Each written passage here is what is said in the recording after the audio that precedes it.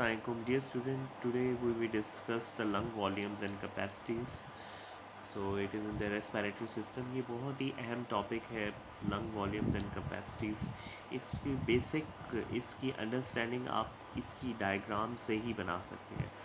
First क्या ये lung है, तो इसमें जो सबसे पहली डेफिनेशन है वो टाइडल वॉल्यूम है. टाइडल वॉल्यूम होती है it is a volume of inspired और expired with each breath. So that is the tidal volume. You see that is that inspired or expired with each breath. ठीक है. इसके बाद inspiratory reserve volume आता है. जो इंस्पायरेटरी रिजर्व वॉल्यूम है it is volume that can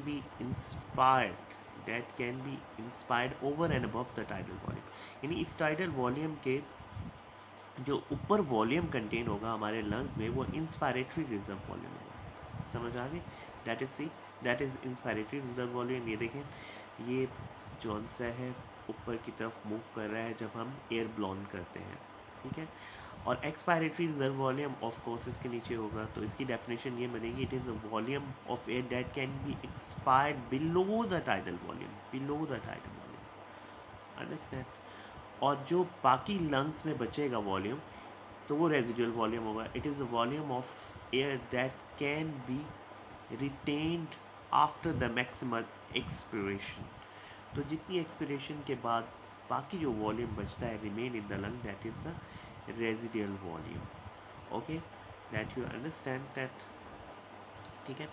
इसके अलावा हमारे लंग्स में डेड स्पेसेस भी होती हैं. तो हमारी जितनी भी कंडक्टिंग एयरवेज होती हैं, ट्रैकिया, ब्रोंकाई, ब्रोंक्यूल्स, ठीक है, टर्मिनल ब्रोंक्यूल्स, टर्शी ब्रोंकाई, तो ये जितनी भी एयर वॉल्यूम रखती हैं उसे एनाटॉमिकल डेड स्पेस कहते हैं. That is a 150 ml. इसके अलावा एक फिजियोलॉजिकल डेड स्पेस होती है. ये फिजियोलॉजिकल डेड स्पेस वो होती है लंग्स के वो हिस्से जो कि which does not take part in the expiration और इंस्पिरेशन, यानी जो कि गैस एक्सचेंज में नहीं करते.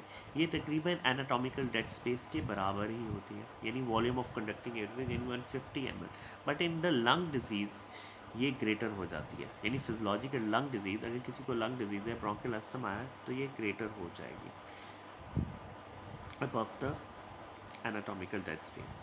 अब लंग्स कैपेसिटीज़ कौन सी होती हैं वो, अगर लंग्स वॉल्यूम्स का अच्छा कॉन्सेप्ट है तो lung capacities you can learn it.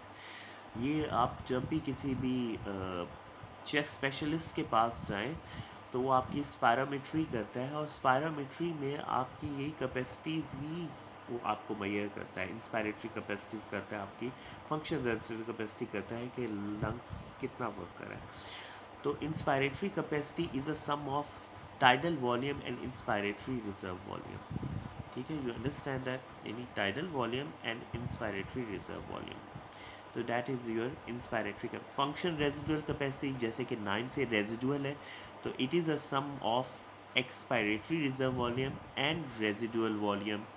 You understand that. तो ये रेजिडुअल वॉल्यूम, तो that is the function residual capacity. अच्छा, जो इंस्पायरेटरी कैपेसिटी है दैट कैन बी